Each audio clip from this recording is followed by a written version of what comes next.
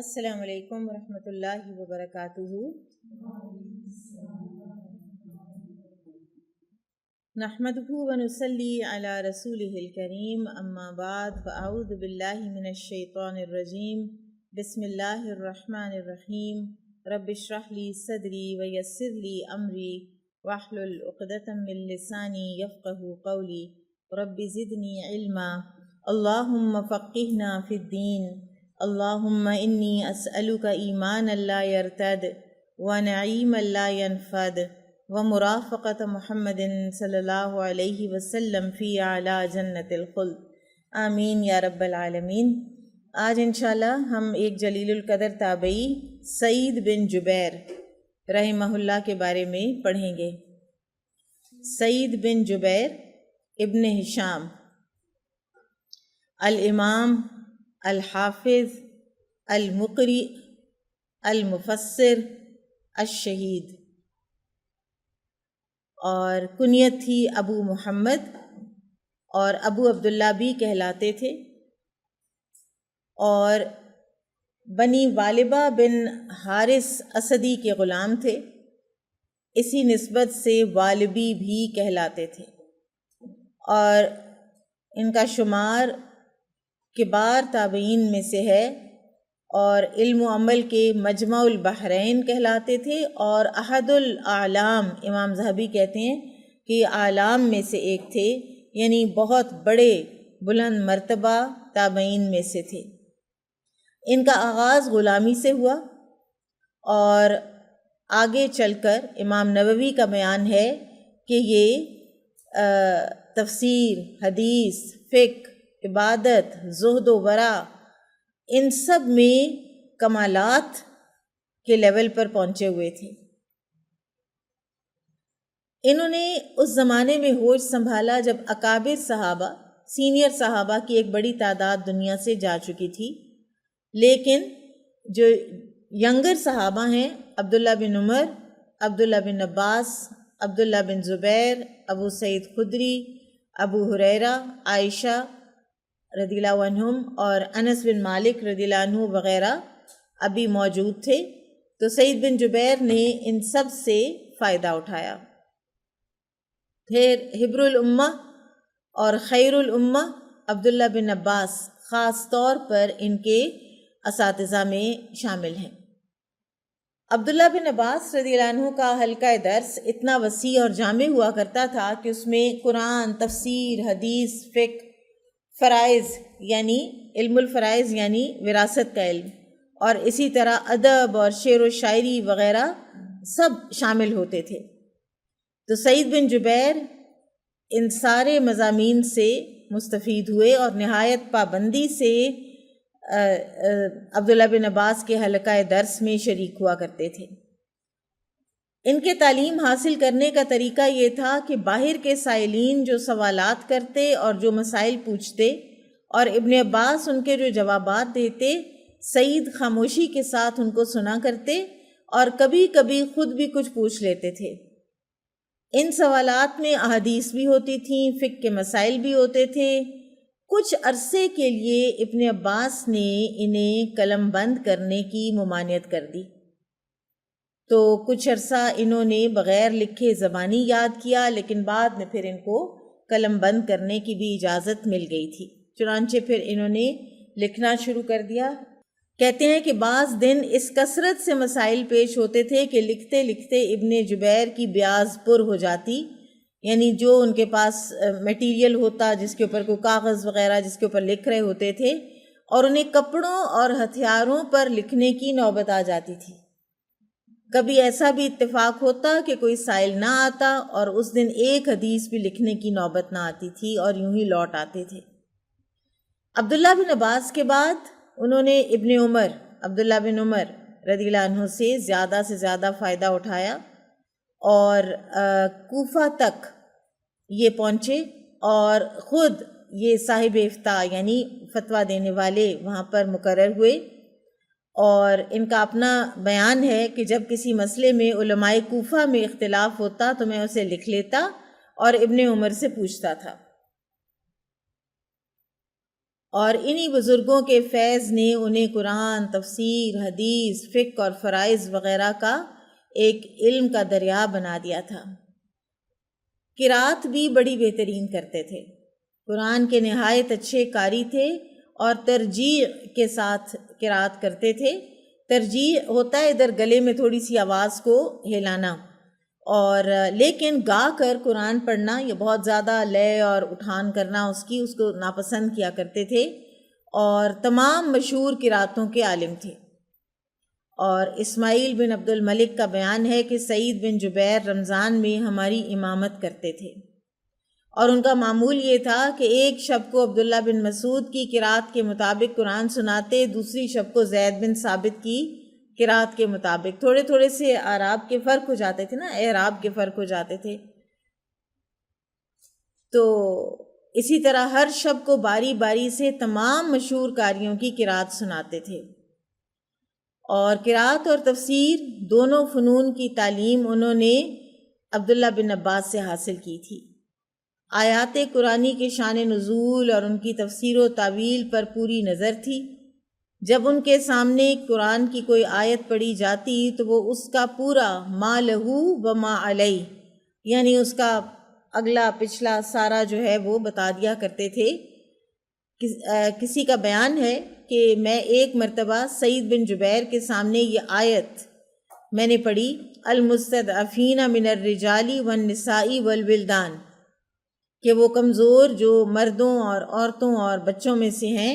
میں نے یہ آیت پڑھی تو انہوں نے کہا کہ اس میں جن کا تذکرہ ہے وہ مکہ کے کچھ مظلوم تھے، تو میں نے کہا کہ ایسے ہی لوگوں کے پاس آیا ہوں، یعنی حجاج کے ستم رسیدہ، یہ حجاج بن یوسف کا زمانہ ہے، ٹھیک ہے۔ تو سعید نے کہا کہ بھتیجے، ہم لوگوں نے اس کے خلاف بڑی کوشش کی، لیکن کیا کیا جائے، خدا کی مرضی یہی ہے۔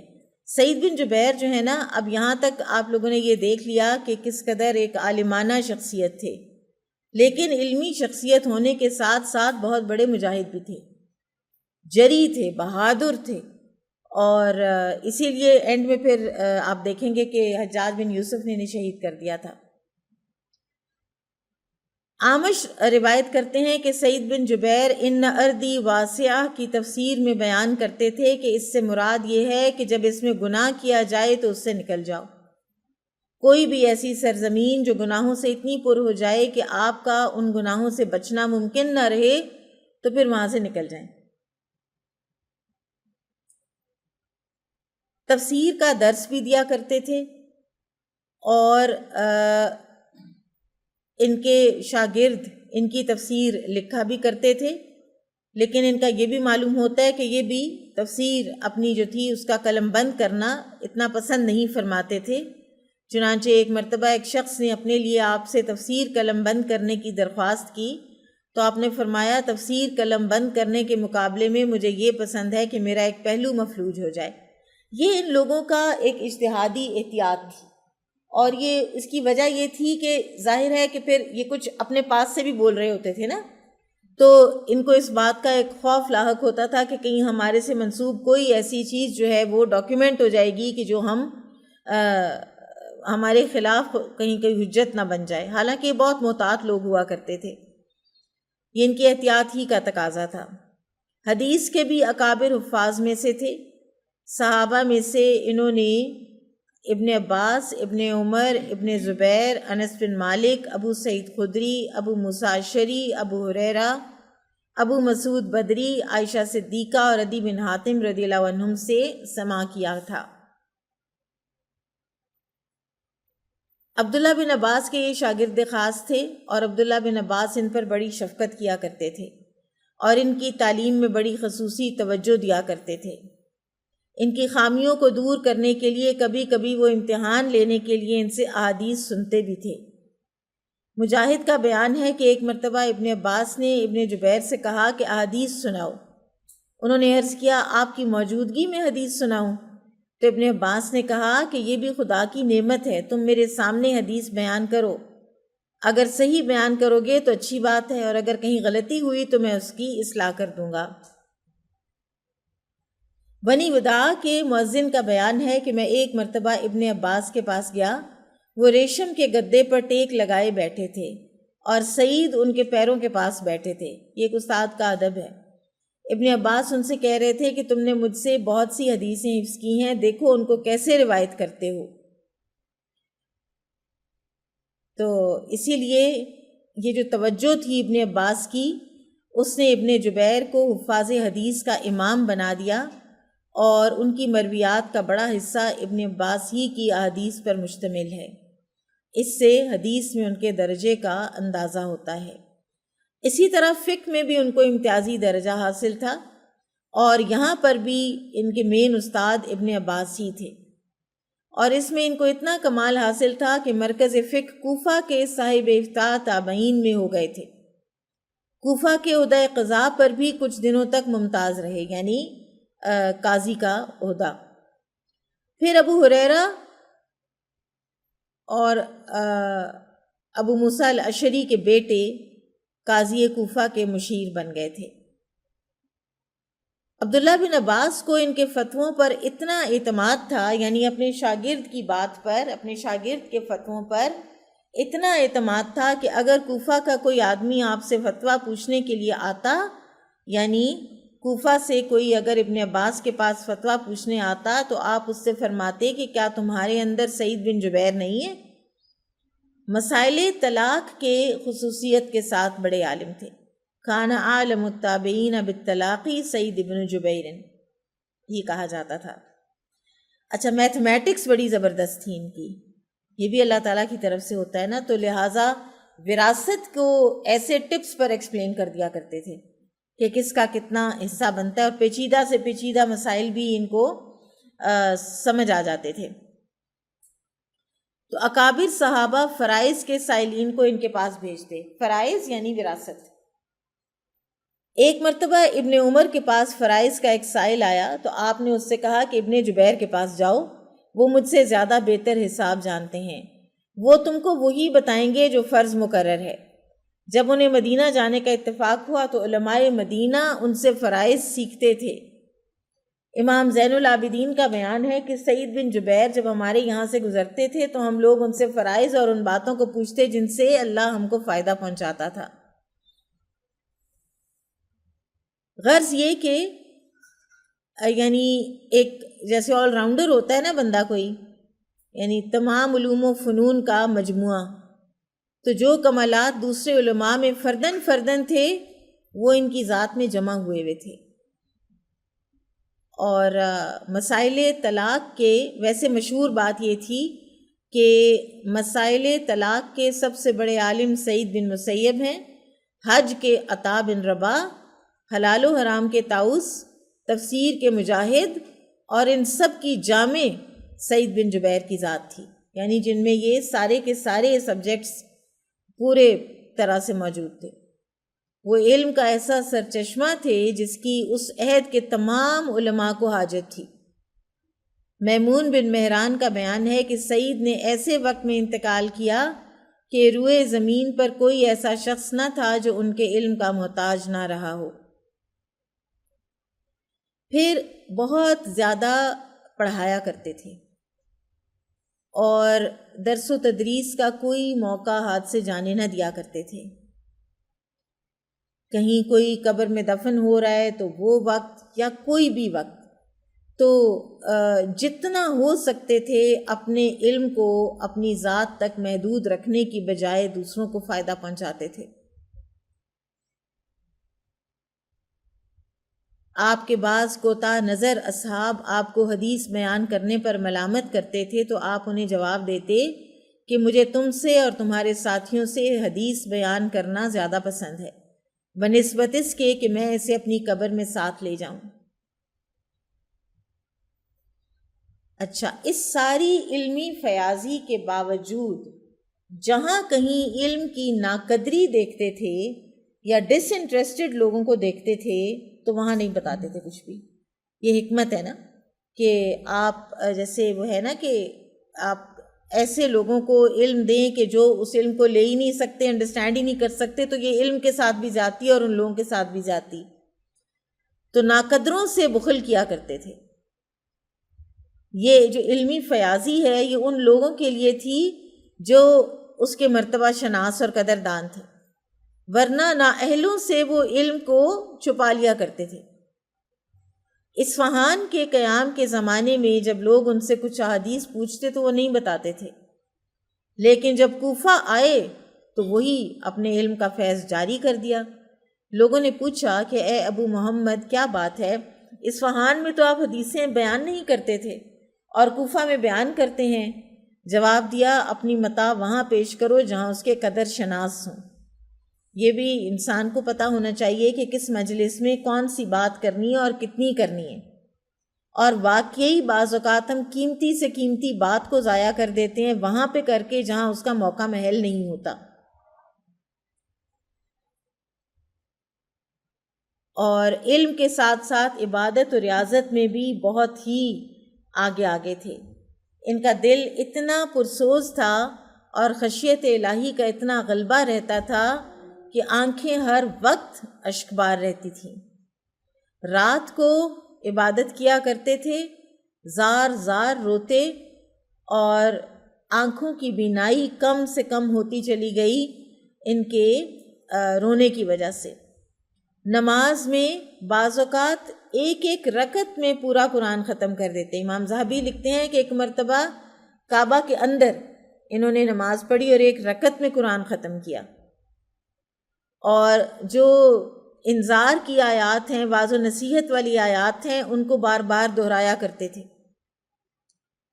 سعید بن عبید کا بیان ہے کہ میں نے ابن جبیر کو امامت کی حالت میں اس آیت کو بار بار دہراتے سنا ہے، اذا الاغلال فی اعناقہم والسلاسل یسحبون فی الحمیم، کہ جب کہ طوق ان کی گردنوں میں ہوں گے اور زنجیریں، اور وہ کھولتا ہوا پانی پینے کے لیے گھسیٹے جاتے ہوں گے۔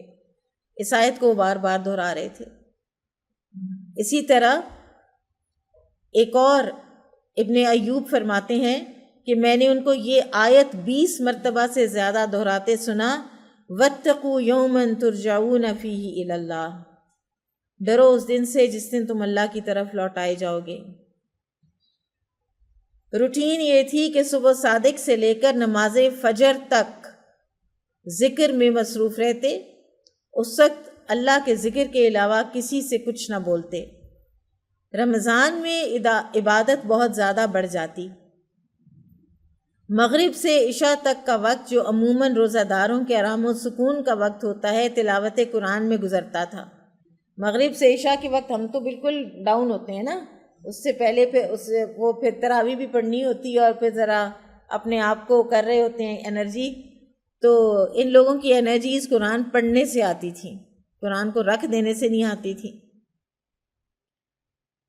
تلاوت قرآن میں گزارتے وہ وقت، اور رمضان کے زمانے میں کبھی کبھی ایک نشست میں پورا قرآن ختم کر دیتے تھے۔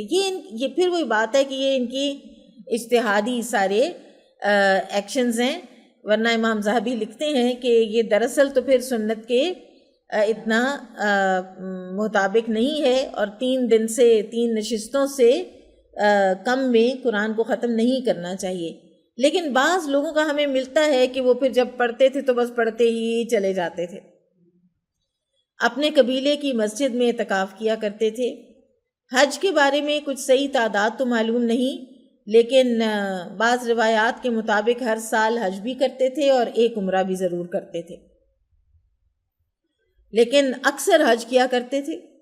اور شوق اتنا تھا کہ کوفہ ہی سے احرام باندھ کر نکل پڑتے تھے۔ مکہ کے قیام کے زمانے میں طواف کا کبھی ناغہ نہ کرتے تھے۔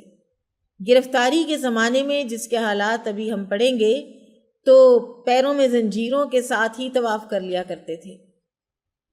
تلاوت قرآن کا خاص شغف تھا، عموماً 2 رات میں پورا قرآن ختم کرتے۔ سفر اور بیماری کی حالت میں کچھ نہ کچھ معمول میں فرق آتا تھا۔ اپنے نفس کو انتہائی حقیر سمجھتے، گنہگاروں کو بھی ان کے گناہ پر ٹوکتے ہوئے شرماتے تھے۔ فرماتے تھے کہ میں ایک شخص کو گناہ میں مبتلا دیکھتا ہوں، لیکن خود اپنا نفس اپنی نگاہ میں اتنا حقیر ہے کہ دوسرے کو ٹوکتے ہوئے شرم محسوس ہوتی ہے۔ سبحان اللہ۔ اور ہم ہر وقت دوسرے کو ہی دیکھ رہے ہوتے ہیں۔ سبحان اللہ۔ کتنی سیکھنے والی بات ہے اس میں۔ کہ کسی کو بھی ٹوکنے سے پہلے ذرا تھوڑا سا اپنے گریبان میں ضرور جھانک لیں. پھر ٹوکنے کا انداز بڑا مصلحانہ، بڑا شفیقانہ، بڑا ایک پیار محبت والا ہو جائے گا. ہمارا یہ ہوتا ہے کہ ہم دوسرے کو حقیر ہی سمجھتے ہیں اور اپنے آپ کو اس گناہ سے اباب سمجھ رہے ہوتے ہیں، تو پھر ہمارا لہجہ بھی برا ہو جاتا ہے. غیبت کرنا اور غیبت سننا دونوں باتیں سخت ناپسند تھیں. مسلم البتین ان کے شاگرد ہیں. ان کا بیان ہے کہ سعید اپنے سامنے کسی کی غیبت نہ کرنے دیتے. غیبت کرنے والے سے فرماتے کہ جو کچھ تم کو کہنا ہے اس شخص کے منہ پر کہو. عبادت آپ کے نزدیک، یہ بڑی اہم بات ہے، محض روزہ، نماز اور تسبیح و تحلیل کا نام نہ تھا، بلکہ اس کے ایک خاص معنی اور ایک جامع مفہوم میں لیا کرتے تھے. کہتے تھے کہ اطاعت سب سے بڑی عبادت ہے. فرماتے تھے کہ جو شخص اللہ کی اطاعت کرتا ہے وہ ذاکر ہے، اور جو نافرمانی کرتا ہے وہ ذاکر نہیں ہے، خواہ وہ کتنی ہی تسبیح اور تلاوت کیوں نہ کرے. آپ سے کسی نے سوال کیا کہ سب سے بڑا عبادت گزار کون ہے؟ فرمایا جو شخص گناہوں میں مبتلا ہو کر پھر اس سے تائب ہو گیا، اور جب اس نے اپنے گناہوں کو یاد کیا تو اس کے مقابلے میں اپنے اعمال کو بے حقیقت سمجھا. امت مسلمہ کے لیے سب سے بڑا خطرہ علماء سو کو سمجھتے تھے. ہلال بن خباب نے ایک مرتبہ پوچھا کہ لوگوں کی ہلاکت کہاں سے ہو گئی؟ فرمایا ان کے علماء کے ہاتھوں سے. وہ جو مس گائیڈ کرتے ہیں، غلط فتوے دیتے ہیں، جو مصلحت کے انڈر رہ کر تو دین کو مولڈ کرتے رہتے ہیں. سیر و سیاحت کرتے رہے، کبھی کہیں اور کبھی کہیں، اور اللہ کا پیغام پہنچاتے رہے. ایک زمانے تک مدینہ میں رہے، پھر یہاں سے نکل کر عجم چلے گئے. کچھ دنوں عراق کے مختلف شہروں میں پھرتے رہے، پھر کوفہ میں سکونت اختیار کر لی. کوفہ کے زمانہ قیام میں کچھ دن عبداللہ بن عتبہ بن مسعود قاضی کوفہ کے کاتب رہے، اور کچھ دنوں ابو بردہ بن ابو موسیٰ الاشعری کے بھی کاتب رہے.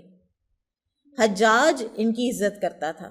حجاج بن یوسف ان کی عزت کرتا تھا، انہیں بہت مانتا تھا.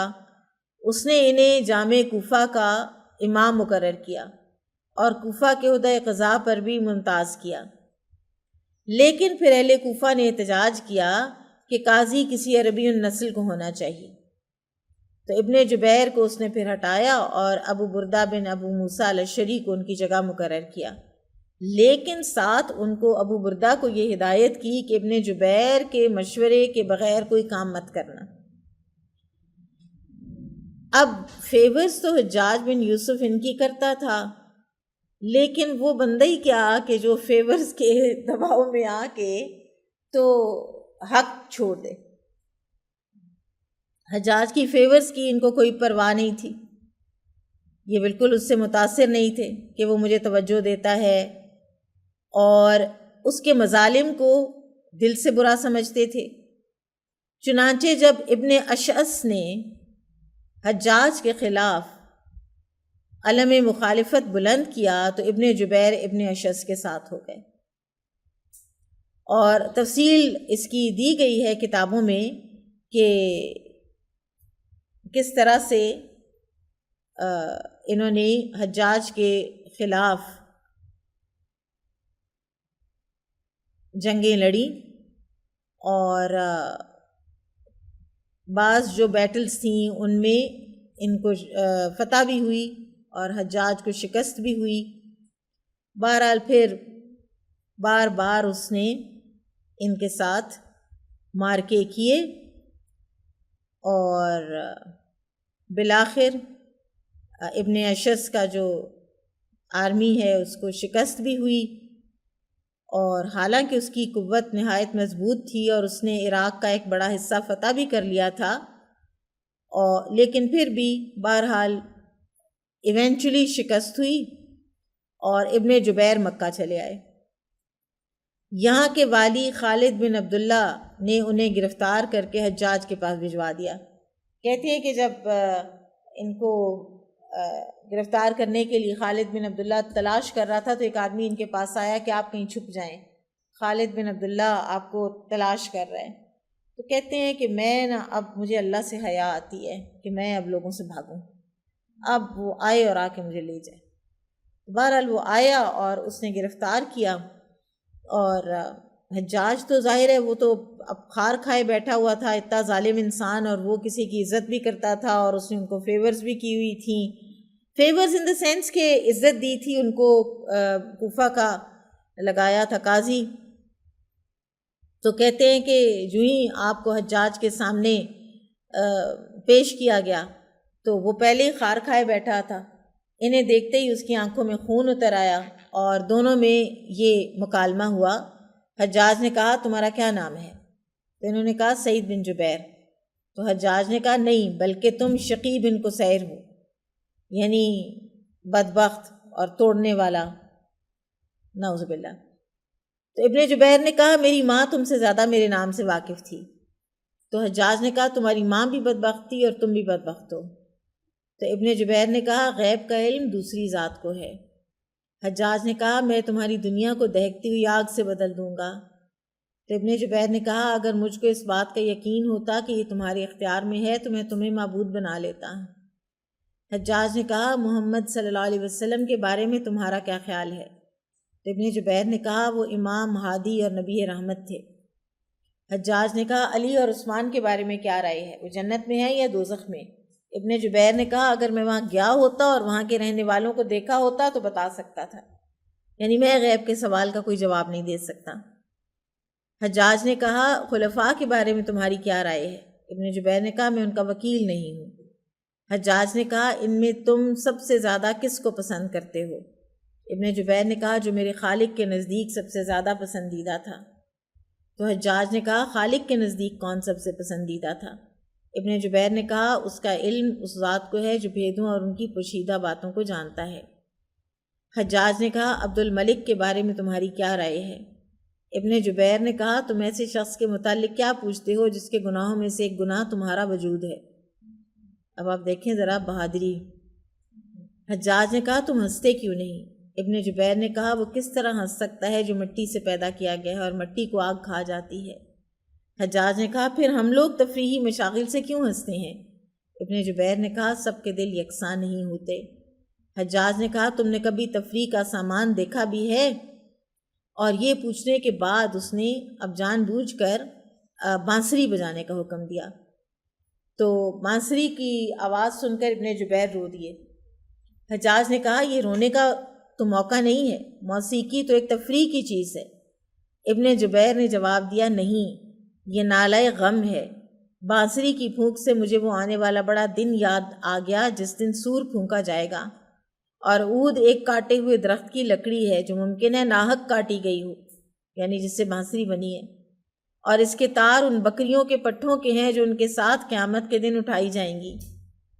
یہ سن کر حجاج بولا اچھا اس سے نا ایک چیز جو بہت اہم سمجھ آتی ہے نا وہ یہ ہے کہ آخرت کی ہر وقت یاد رکھنے والا بندہ جو ہے نا اس کو ہر چیز میں آخرت نظر آتی ہے، اس کو بانسری میں بھی آخرت نظر آ رہی ہے،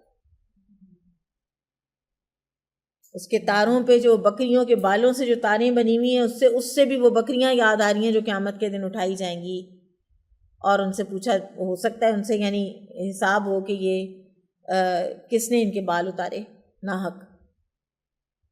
امام سفیان ثوری کے بارے میں آتا ہے نا کہ ان کے بھائی نے ان کو ایک خط لکھا جس کے اندر انہوں نے تھوڑی ذرا اپنے غم کا اظہار کیا ہوا تھا کہ میری بینائی چلی گئی ہے، تو انہوں نے کہا تم اپنی موت کو یاد رکھو، تمہیں اپنی بینائی کے جانے کا غم ختم ہو جائے گا۔ تو آخرت اورینٹڈ رہنا جو ہے نا یہ انسان کے اپنے لیے، اپنے سکون کے لیے، ذہنی سکون کے لیے بڑا بہتر ہوتا ہے۔ مشکلیں ہلکی ہو جاتی ہیں، دنیا کی پرابلمز جو ہے نا وہ سبسائڈ ہو جانے لگ جاتے ہیں۔ یہ سن کر حجاج بولا کہ سعید تمہاری حالت بھی افسوس کے قابل ہے۔ انہوں نے جواب دیا وہ شخص افسوس کے قابل نہیں ہے جو آگ سے نجات دے کر جنت میں داخل کیا گیا۔ اس گفتگو کے بعد پھر مکالمہ شروع ہو گیا۔ حجاج نے کہا کیا میں نے تمہیں کوفہ کا امام نہیں بنایا تھا؟ ابن جبیر نے کہا ہاں بنایا تھا۔ حجاج نے کہا کیا میں نے تم کو عہدہ قضاب پر نہیں ممتاز کیا تھا؟ اور جب کوفہ والوں نے تمہاری مخالفت کی کہ قاضی عربی النسل ہونا چاہیے تو میں نے ابو بردہ کو قاضی بنایا اور ان کو ہدایت کر دی کہ وہ بغیر تمہارے مشورے کے کوئی کام نہ کریں۔ تو ابن جبیر نے کہا یہ بھی صحیح ہے۔ حجاج نے کہا کیا میں نے تم کو اپنا خاص نہیں بنایا تھا حالانکہ وہ سب سرداران عرب تھے؟ ابن جبیر نے کہا ہاں یہ بھی درست ہے۔ حجاج نے کہا کیا میں نے تم کو 1,00,000 کی خطیر رقم حاجت مندوں میں تقسیم کرنے کے لیے نہیں دی اور پھر اس کا کوئی حساب بھی نہیں مانگا؟ ابن جبیر نے کہا کہ ہاں یہ بھی درست ہے۔ احسانات جتانا جو ہے یہ بھی امراء کا کام ہوتا ہے کہ پھر یہ کہنا کہ تم نے اب میری بات کیوں نہیں مانی، میرے خلاف تم کیوں گئے جبکہ میں نے تمہارے ساتھ اتنا کچھ کیا تھا۔ تو حجاج نے کہا ان احسانات کے بعد پھر تم کو کس چیز نے میری مخالفت پر آمادہ کیا؟ تو ابن جبیر نے کہا میری گردن میں ابن اشعث کی بیعت کا طوق تھا۔ حجاج نے کہا ایک دشمن خدا کی بیعت کا اتنا پاس اور امیر المومنین کی بیعت اور خدا کا کوئی پاس نہ تھا۔ خدا کی قسم میں تم کو قتل کر کے واصل جہنم کیے بغیر اس جگہ سے نہیں ہٹوں گا۔ بتاؤ تم کس طرح قتل کیا جانا پسند کرتے ہو؟ ابن جبیر نے کہا کہ خدا کی قسم تم دنیا میں جس طرح مجھے قتل کرو گے اللہ تم کو آخرت میں اسی طرح قتل کرے گا۔ تو حجاج نے کہا کیا تم چاہتے ہو کہ میں تمہیں معاف کر دوں؟ تو ابن جبیر نے کہا کہ اگر تم معاف کر دو گے تو وہ خدا کی جانب سے ہوگا، یعنی یہ تمہارا احسان نہیں ہوگا۔ حجاج نے کہا پھر تو میں تم کو قتل ہی کروں گا۔ ابن جبیر نے کہا اللہ تعالیٰ نے میرا ایک وقت مقرر کر دیا ہے، اس وقت تک پہنچنا ضروری ہے، اس کے بعد اگر میرا وقت آ گیا ہے تو پھر وہ ایک فیصل شدہ امر ہے، اس سے کوئی فرار نہیں، اور اگر عافیت مقدر ہے تو وہ بھی اللہ کے ہاتھ میں ہے۔ بہرحال اس گفتگو کے بعد حجاج نے جلاد کو ان کے قتل کا حکم دے دیا۔ یہ حکم سن کر حاضرین میں سے ایک شخص رونے لگا۔ ابن جبیر نے اس سے پوچھا کہ تم کیوں روتے ہو؟ اس نے کہا کہ آپ کے قتل پر۔ تو فرمایا اس کے رونے کی ضرورت نہیں ہے، یہ واقعہ تو اللہ کے علم میں پہلے سے موجود تھا۔ اور پھر آپ نے سورہ حدید کی یہ آیت تلاوت کی ما اصاب من مصیبت فی الارض ولا فی انفسکم الا فی کتاب من قبل ان نبرأها ان ذلک علی اللہ یسیر، کہ کوئی بھی مصیبت جو زمین میں آتی ہے یا تمہارے جانوں پر آتی ہے تو وہ ایک کتاب میں پہلے سے وقوع پذیر ہونے سے پہلے ایک کتاب میں لکھی ہوئی ہے، اور یہ اللہ تعالیٰ پر ایسا کرنا آسان ہے۔ مقتل میں جانے سے پہلے اپنے صاحبزادے کو دیکھنے کے لیے بلایا تو وہ بھی رونے لگے صاحبزادے۔ تو آپ نے ان سے فرمایا تم کیوں روتے ہو؟ 57 سال کے بعد تمہارے باپ کی زندگی تھی ہی نہیں، پھر رونے کا کون سا مقام ہے؟ تقدیر پر جو ایک ایمان ہے نا وہ بھی انسان کو بڑا سٹرونگ بنا دیتا ہے۔ غرض نہایت صبر و استقلال کے ساتھ ہنستے ہوئے مقتل کی طرف چلے۔ حجاج کو اطلاع دی گئی کہ اس وقت بھی ابن جبیر کے لبوں پر ہنسی ہے۔ اس نے واپس بلا کر پوچھا تم ہنس کس بات پر رہے ہو؟ فرمایا اللہ کے مقابلے میں تمہاری جرتوں اور تمہارے مقابلے میں اس کے حکم پر۔ پھر حجاج نے یہ سن کر اپنے سامنے ہی قتل کا چمڑا بچھانے کا حکم دیا اور قتل کا حکم دیا۔ ابن جبیر نے کہا اتنی مہلت دو کہ میں 2 رکعت نماز پڑھ لوں۔ حجاج نے کہا اگر مشرق کی طرف رخ کرو تو اجازت مل سکتی ہے، نصارہ کے قبلے کی طرف، یعنی ان کو قبلے کی طرف رخ کر کے نماز پڑھنے کی اجازت نہ دی۔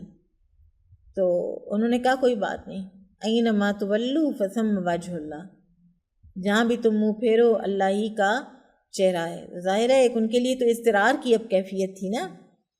تو پھر انہوں نے یہ آیت تلاوت کی انی وجہت وجہی للذی فطر السماوات والارض حنیفا وما انا من المشرکین، یعنی میں نے یکسو ہو کر اپنا رخ اس ذات کی طرف کیا ہے جس نے آسمانوں اور زمین کو پیدا کیا اور میں مشرکین میں سے نہیں۔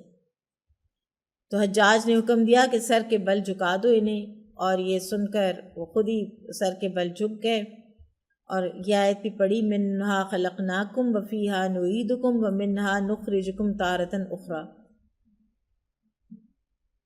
اس زمین سے ہم نے تم کو پیدا کیا اور اسی میں تم کو لوٹائیں گے، پھر اسی میں سے تم کو دوبارہ نکالیں گے۔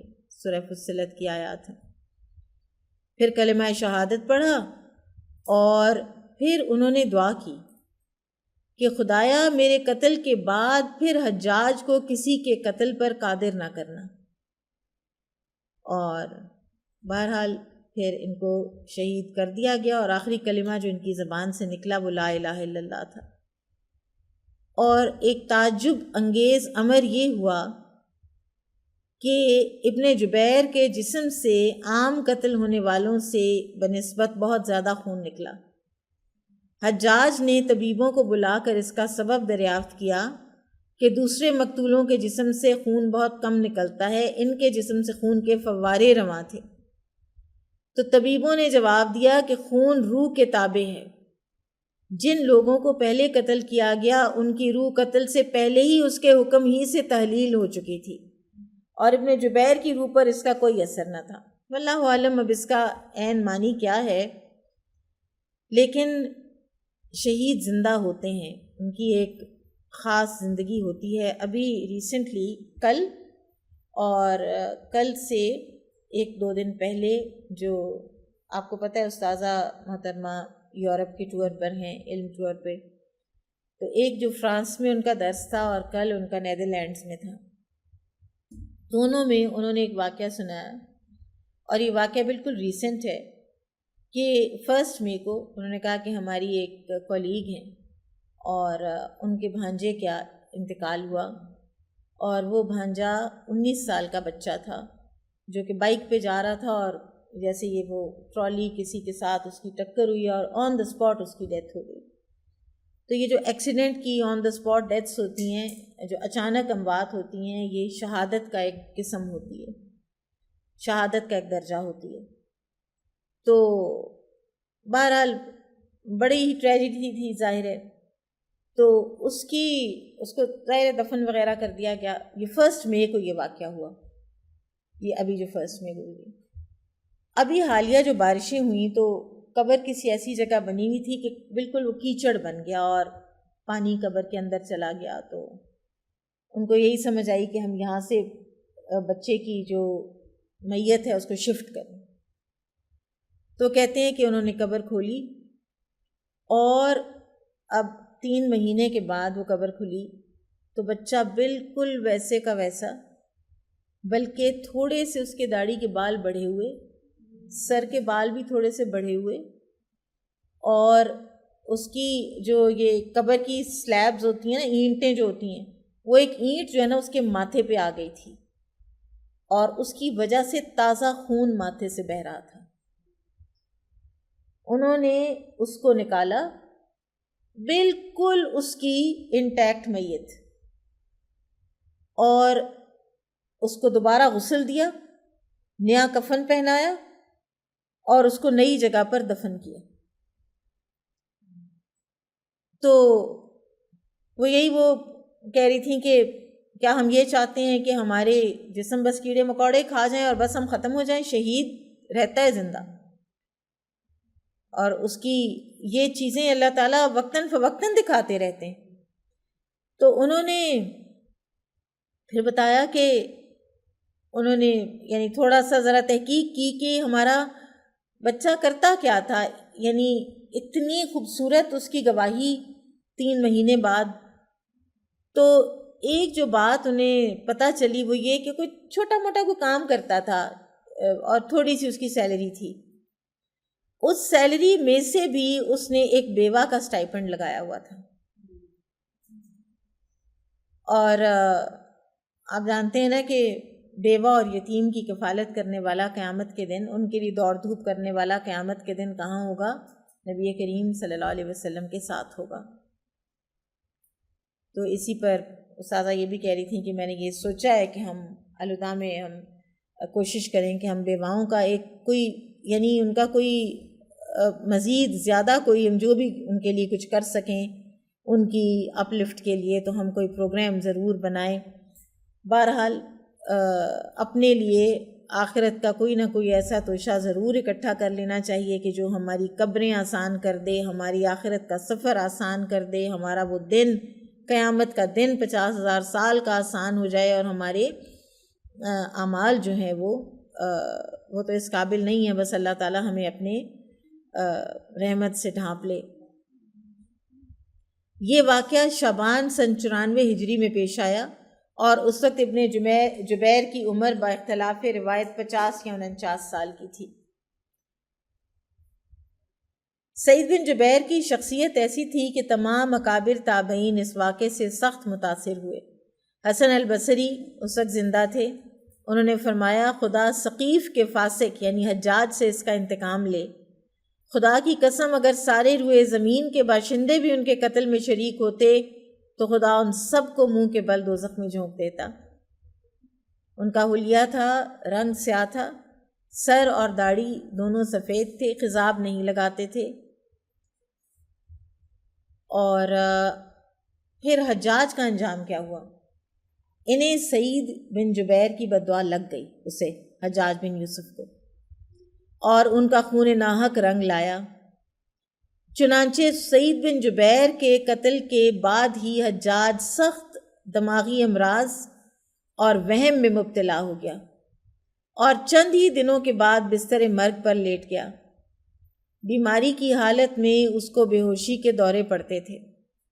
بے ہوشی اور غنودگی کی حالت میں اسے نظر آتا تھا کہ ابن جبیر اپنے کپڑے سمیٹتے ہوئے اس سے پوچھ رہے ہیں کہ اللہ کے دشمن تو نے مجھے کس جرم میں قتل کیا؟ یہ خواب پریشان دیکھ کر وہ گھبرا اٹھتا اور کہتا تھا مجھے سعید سے کیا واسطہ؟ اسی مجنونانہ حالت میں سن 95 ہجری میں مر گیا، اور اس طرح ابن جبیر کے قتل کے بعد اسے دوسرے آدمیوں کے قتل کا موقع نہ مل سکا۔ حجاج کی موت کے بعد اس کو ایک شخص نے خواب میں دیکھا، پوچھا خدا نے تمہارے ساتھ کیا سلوک کیا؟ اس نے کہا ہر مقتول کے بدلے میں مجھے 1 مرتبہ قتل کیا گیا اور ابن جبیر کے انتقام میں 70 مرتبہ۔ تو یہ تھے سعید بن جبیر رحمہ اللہ۔ ان کی ایک دعا پتہ چلتی ہے، دعا ایک مانگا کرتے تھے، اللہم انی اسألک صدق التوکل، اللہم انی اسألک صدق التوکل علیک وحسن الظن بک، سچا توکل تیرے پر اور تیرے ساتھ حسن ظن کا تجھ سے سوال کرتا ہوں۔ اگر آپ لوگ لکھنا چاہیں تو لکھ سکتے ہیں، اللہم انی اسألک صدق التوکل علیک وحسن الظن بک۔ جیسے آپ بتا رہی ہیں کہ سعید بن جبیر رحمۃ اللہ علیہ جو تھے وہ ان کو احادیث یا ان کو اللہ کا پیغام سنانے میں تھوڑی سی وہ انہیبیشنز ان کو تھیں کہ جو وہ نہ لیتے ہوں، ناقدری۔ تو ہم سب میرے خیال ہے محفل میں جو موجود ہیں ہم سب اس ایک تجربے سے گزرے ہوں گے کہ جو ہمیں ایسے موقعوں پہ بلا لیا جاتا ہے درس دینے جہاں پہ لوگ سننے کے موڈ میں نہیں ہوتے، تو کیا رویہ ہونا چاہیے ہمارا؟ پھر وہاں پر اپنا اسٹریٹجی چینج کرنی چاہیے، کوئی نہ کوئی طریقہ کار چینج کرنا چاہیے۔ کوئی چند ایک لوگ پھر بھی آپ کو ایک ہلکا سا آپ کو بیچ میں مل جاتا ہے کہ جو ذرا تھوڑی سی چاہے وہ مروت کے طور پر آ جائیں، بس ان کی طرف توجہ کریں اور تھوڑا انٹریکٹیو کر دیں، اور یعنی وہ اپنا جو ہمارا ایک خاص طریقہ ہے 40-45 منٹ کا لمبا درس دینے کا وہ چھوڑ دیں، اپنی طریقہ چینج کر دیں، 10 منٹ کا کر دیں، اور ایک آدھی کوئی اچھی بات بتا کے ہٹ جائیں اور اس کو مکالمے کی صورت دے دیں، لوگ خوش ہو جاتے ہیں اس میں۔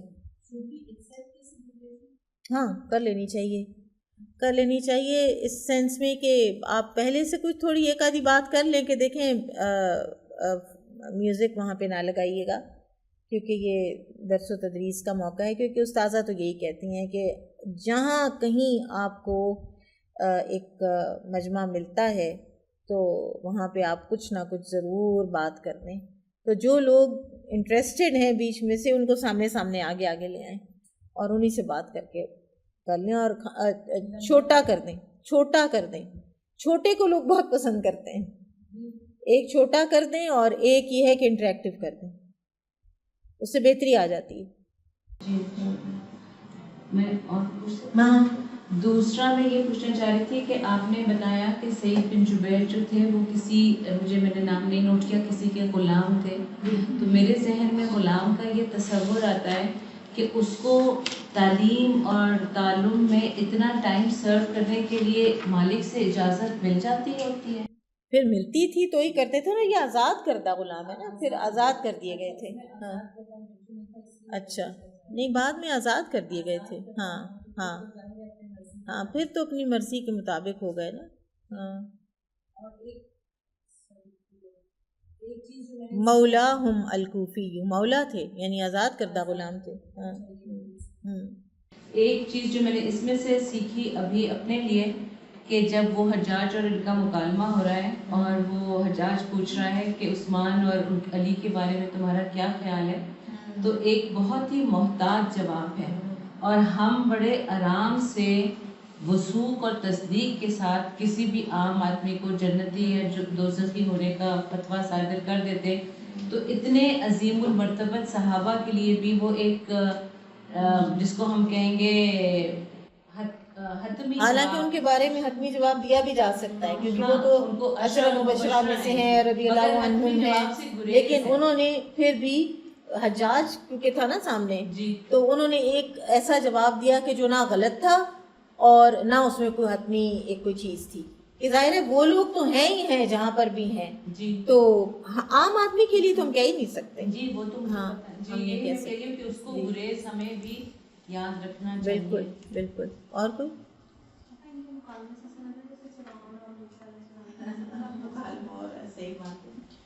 ہاں، یہ لوگ فرعون ہی بن جاتے ہیں جب ان کے پاس اتھارٹی آئی ہوئی ہوتی ہے نا. اب آپ دیکھیں کدھر گیا حجاج اور کدھر گئے وہ سارے لوگ. آج بھی جن کے نام زندہ ہیں وہ ہیں جنہیں حجاج نے قتل کرایا ہوا ہے. اور جب اصل میں تو بس اپنے آپے میں رہنا چاہیے. جب انسان کو اللہ تعالیٰ کوئی اتھارٹی دیتا ہے اس وقت اپنے آپے میں رہنا، اس وقت اپنی اتھارٹی کو مس یوز نہ کرنا اور آپے سے باہر نہ ہونا، یہ سب چیزیں جو ہیں نا یہ بہت ضروری ہیں. انسان بھول جاتا ہے. ابھی 2-3 دن کی بات ہے، مجھے کسی نے بتایا، کسی کا نام لے کر بتایا کہ فلاں شخص جو ہے نا وہ ہمارے آپ کو پتہ ہے پاکستان کی ہسٹری میں بہت سے لوگ جو ہیں وہ لیڈرز قتل ہوئے ہیں. تو فلاں جو ہے نا فلاں لیڈر کے قتل میں ملوث تھا. اب وہ اتنی ایک اوتھینٹک بات تھی اور اتنے ایک اوتھینٹک انسان کی زبان سے تھی. پرانی تاریخ ہے، یعنی لیاقت علی خان کے زمانے کی بات ہے، یعنی ابھی کی نہیں ہے کوئی ایسی. تو اب وہ بندہ بھی جا چکے دنیا سے، لیاقت علی خان بھی چلے گئے، وہ بندہ بھی چلا گیا، لیکن نام تو باقی رہ گیا کہ یہ فلاں شخص جو ہے نا یہ ملوث تھا فلاں کے قتل میں. تو کیا فائدہ ہوا؟ آپ بتائیں کیا فائدہ ہوا؟ اتنی بری ناموری، اتنی یعنی اللہ تعالیٰ کے ہاں تو جس نے کسی کے قتل میں ایک لفظ کی بھی مدد کی تو وہ بھی قیامت کے دن اس طرح آئے گا کہ لکھا ہوا ہوگا اس کے ماتھے پہ کہ اللہ کی رحمت سے محروم ہے. تو آپ سوچیں کہ کیا حاصل وصول 4 دن کی اس زندگی میں انسان اپنے ذمے قتل لکھوا لے. یعنی یہ کبیرہ گناہوں سے تو بہرحال بچنا چاہیے نا. اور کوئی اپنا یہ جو اجتہادی احتیاط ہے یہ مجھے تھوڑا سا، آپ نے لاسٹ ٹائم بھی کہا تھا کہ فرقان ہے قرآن، آپ اس سے اگر اپنی ہدایت لیتے ہیں تو پھر آپ دیکھ لیتے ہیں کیا کرنا ہے کیا نہیں. لیکن جب ہم ان کو پڑھتے ہیں تو اسی لیے پڑھتے ہیں کہ ہم ان سے گائیڈنس لیں، مگر ان کی اجتہادی احتیاط اتنی زیادہ ہوتی ہے کہ مجھے پڑھتے ہوئے لگتا ہے کہ وہ تھوڑے سے نہیں، وہ آپ لوگوں نے نا وہ اپنے کچھ جو ماحول تھے نا ان کے مطابق بھی کرتے تھے. یعنی وہ جس ماحول میں رہتے تھے اس ماحول میں وہ دیکھ لیتے تھے کہ یہاں پر جو لوگ ہیں نا وہ ابھی فی الحال اس قابل نہیں ہیں کہ ان کو اتنا علم دیا جائے. دوسری جگہ پہ آئے تو وہی علم دے دیا. تو یہ آپ نے کرائٹیریا جو ہے وہ تابعین کو نہیں رکھنا، آپ نے کرائٹیریا قرآن و سنت کو رکھنا ہے اور پھر آپ نے اپنے حالات واقعات کے مطابق دیکھنا ہے کہ آپ ان میں سے کتنا کتنا کس کس کو فالو کر سکتے ہیں.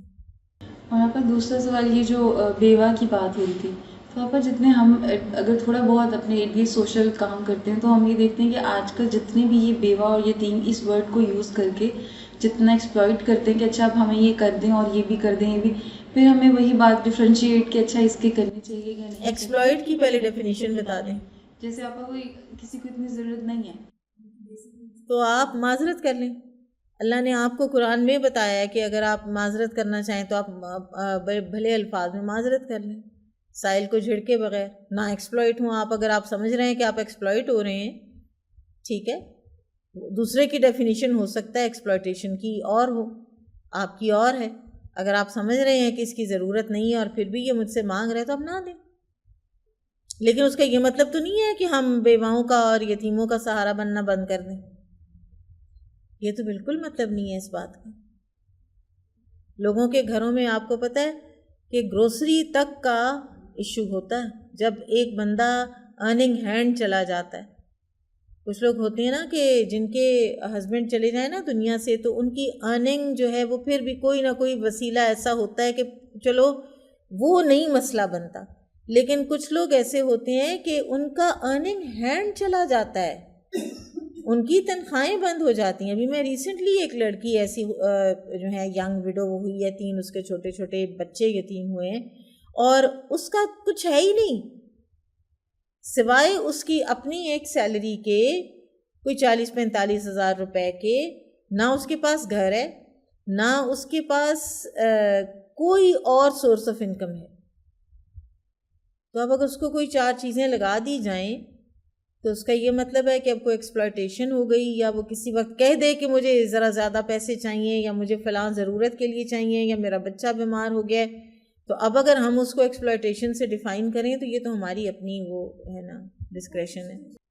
اب سن 94 ہجری میں 50 سال میں وفات پائی ہے تو بیک ڈیٹ کر لیجئے. جی جی ہاں جی، والبی قبیلہ بنو والبہ کے غلام تھے.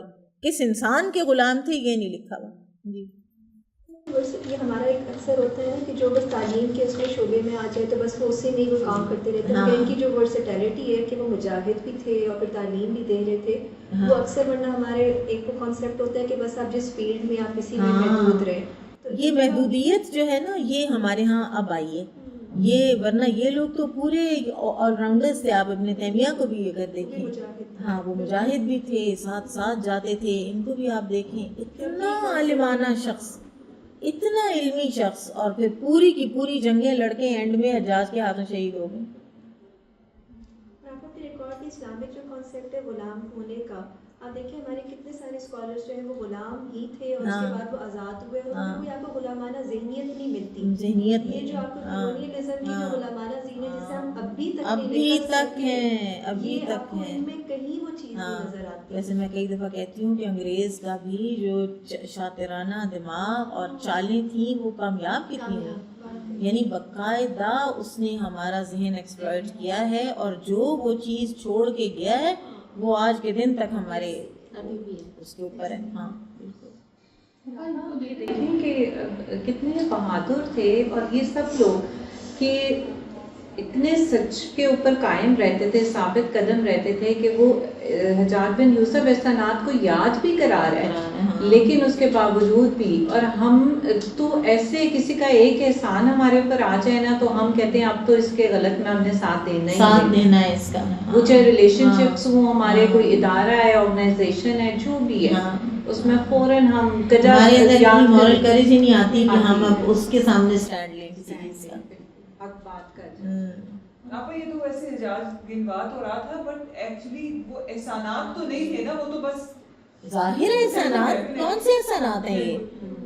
تم جو ہو تم حکمران ہو اور تم ایک بندے کو لگا رہے ہو اور تم اپنا فائدہ کر رہے ہو نا. یعنی تم ایک درست انسان کو کسی جگہ پر پلیس ہی کر رہے ہو نا. تمہارا کام، تمہارا کارنامہ سب سے بڑا اگر ہے تو وہ یہ ہے، ورنہ سچ کوئی احسان تو نہیں تھا. یہ لوگ کوئی عہدوں کی متلاشی تھوڑی تھے.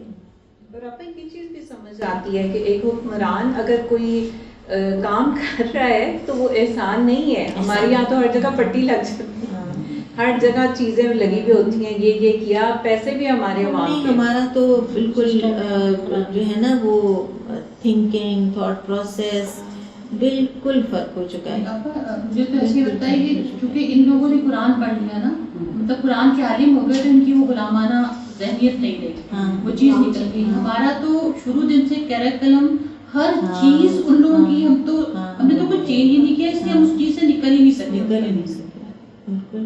پاپا اینڈ کے سارے انٹریکشن میں دیکھیں کتنا پیس، ٹرینکولیٹی اور سکون ہے ان کے، اور موت سامنے آنکھوں کے آگے ہے، کیونکہ وہ پھر آگے آخرت جو ہے نا ان لوگوں کو پھر اللہ دل پہ ایک سکینت اتاری کر دیتا ہے نا.